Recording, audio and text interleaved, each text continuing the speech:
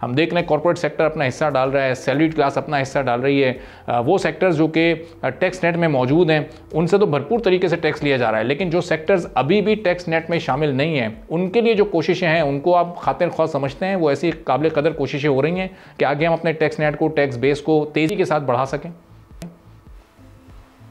जी बिस्मिल्लाहिर्रहमानिर्रहीम, thank you very much. देखें, कुछ स्टेप्स लिए तो गए हैं, मगर जैसे आपने कहा कि कोई खातिर ख्वाह कोशिश हुई है या कोई इफेक्टिवली, मेरा नहीं ख्याल। इसकी वजह ये है कि ये जो आप देखेंगे रिटेलर्स पे जो विदहोल्डिंग टैक्स लगा, ये प्रपोजल जो है ये मेरे ख्याल से एक टैक्स ईयर जो है बाद में आया है।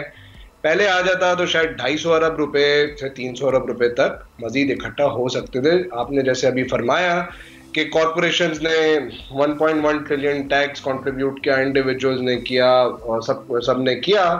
तो मेरा कहने का मकसद ये है कि जो रिफॉर्म्स थोड़े बहुत इन्होंने किए हैं ये 1 साल बाद किए हैं। अगर ये 1 साल पहले जब ये RRMC की रिपोर्ट के थ्रू ये रिफॉर्म्स टेबल कर दिए गए थे, तो अब मैं आपको एग्जांपल देता हूँ। एक्सपोर्ट्स पे जो इन्होंने फाइनल टैक्स से ये ले गए हैं नॉर्मल टैक्स में, अगर ये फाइनेंस एक्ट 2023 के तहत कर चुके होते तो ये कम से कम 450 अरब रुपए का एडिशनल टैक्स रेवेन्यू इकट्ठा हो चुका होता, जो कि नहीं हुआ। आप देखेंगे कि पिछले साल जो टैक्स का हदफ इन्होंने पूरा किया 9.3 ट्रिलियन किया, सही है। इसमें से 8.16 ट्रिलियन जो है वो तो मार्कअप पेमेंट्स में चले गया। तो देखें, अब टैक्स इकट्ठा कर तो रहे लेकिन उसका डेवलपमेंट एक्सपेंडिचर पे कोई फायदा नहीं हुआ, डेवलपमेंट रुक गई। आपकी जो मईशत है वो बिल्कुल एक आप समझे स्टैग्नेट कर गई, ठीक है। बिजनेसेस ग्रो नहीं हो पाए, इतने ऊपर इंटरेस्ट रेट, इतने हाई इंटरेस्ट रेट के वजह से आपका तकरीबन 87% जो आपने रेवेन्यू इकट्ठा किया टैक्स से वो मार्कअप पेमेंट्स में चले गया। तो मुझे ये बताएं कि ठीक है, कॉर्पोरेशंस ने माशाल्लाह से अच्छा टैक्स दिया, और देखें FBR भी हमारा ही इदारा है, एक अच्छी परफॉर्मेंस है तो सही।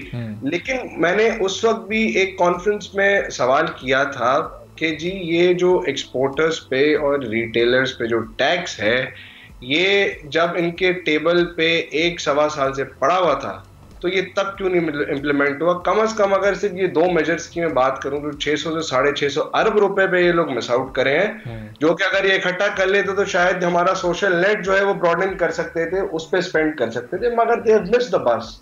और अभी देखें, अभी जो है आपने आई थिंक 1-2 हफ्ते पुरानी खबर है, आप देखें उसकी वजह से इनको सैलरी क्लास पे टैक्स इंक्रीज करना पड़ा। अब आपने पिछले आपके प्रोग्राम में मैंने अर्ज फरमाया था कि सैलरी क्लास में पिछले साल से ज्यादा टैक्स दिया है, रिटेलर्स को आप सही टैक्स नेट में ला नहीं पा रहे। तो जो आपकी वाइट कॉलर जेंट्री है और जो लोअर मिडिल क्लास और अपर मिडिल क्लास जो बेसिकली नेट को पूरा कंप्राइज करते हैं, तो वो फिर सुबह जब ये उठते हैं, ये खबरें पढ़ते होंगे तो वो क्या सोचते होंगे? उनका दिल तो होगा कि जी हम जिस शोबे से ताल्लुक रखते हैं, जिस सेक्टर से ताल्लुक रखते हैं, जब वो पिछले साल से ज्यादा टैक्स दे रहे हैं तो बाकी सेक्टर्स टैक्स नेट में नहीं आ रहे हैं, उन्हीं पे ही टैक्स बढ़ाया जा रहा है।